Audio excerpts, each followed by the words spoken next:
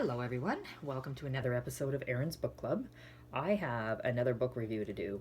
And before I get into this, first I want to say this will not be spoiler free. There will be spoilers in this book because I cannot discuss a book to my enjoyment without giving away the book. So if you haven't read the book I'm going to mention, please read it. Please read it and come back and we can discuss it. This book is, how many pages is it? 645 pages. And it took me forever to read because there was parts of it that just frustrated the heck out of me. But the book that I'm going to review today is The Mammoth Hunters by Jean M. Ale. I hope I said that right. Are part of the Earth's Children series. Now, I have read the first two books. This is, I think, the third one. I've already ordered the fourth one. That's how good this book was. And I'm still conflicted. I really enjoyed the first two. I'm not entirely sure if this is a romance, erotica, or a historical fiction.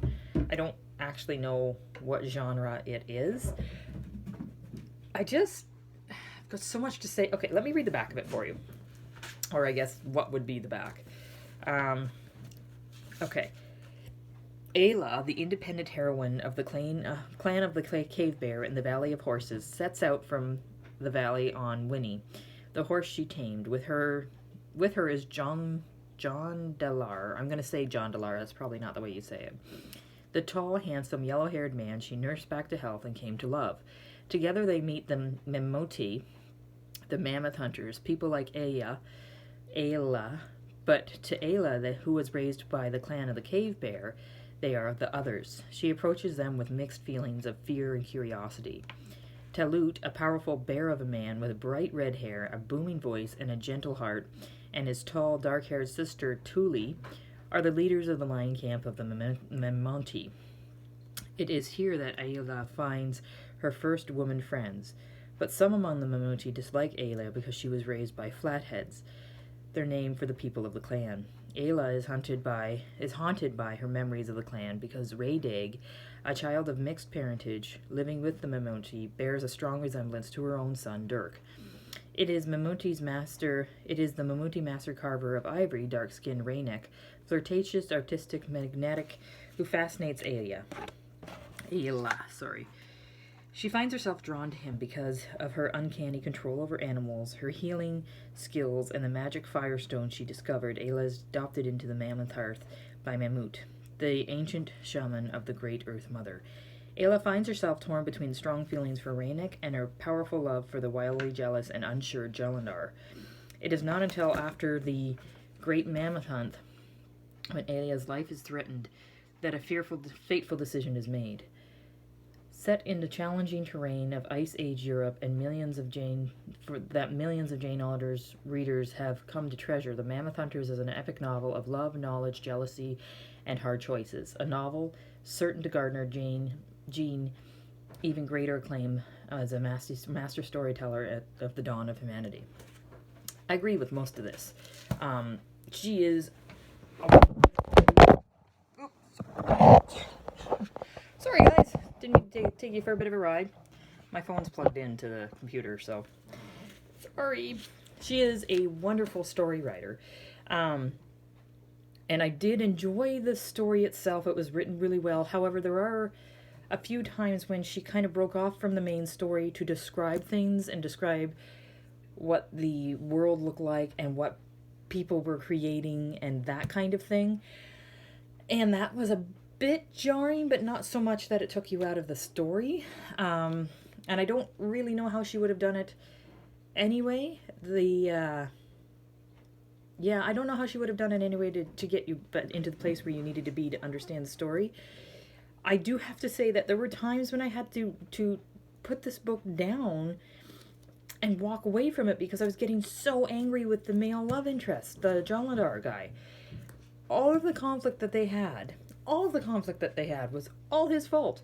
And he would treat Ayla like she was the perpetrator of some crime in the love department when she had done nothing other than what she was raised to do. So Of course, she's going to do things that is going to upset him, but he should be the one that understands that because he was the one that first was introduced to her. He's the one that even taught her language, for gosh sakes. And the the conflict about John Ladar and Ranak, the other love interest, that aggravated the heck out of me because here these two people show up at this other camp, like Ayla and John Ladar show up at this other camp together, obviously together. And this Ranak person said, nope, I like her, I'm just going to step in, and I don't care what she thinks, what he thinks, I just need to have her. And through all of it, he never even really, he just said, I love her so much, she obviously has to love me because every woman loves me. Wouldn't even consider that maybe she doesn't love him. And in the end, when she does make her choice, despite myself, I felt sorry for him, and I shouldn't have because, again, he was all about himself. He never once thought about Alia. And that's the same too with the family that adopted her. At first I thought they were adopting her because they liked her, but in the end, really, they adopted her for her skills. The main sister of the camp adopted her because she had the medicine to keep this Rayneck guy alive for a little bit. So she didn't want to lose her, so adopted her for that. Then she started using her individual different skills as a higher status. So she adopted her to make status come to the clan or come to the camp. So even they were using her as a pawn. And then all of the issues that John Ladar had and all the cruelty that he bestowed upon her was his own fault.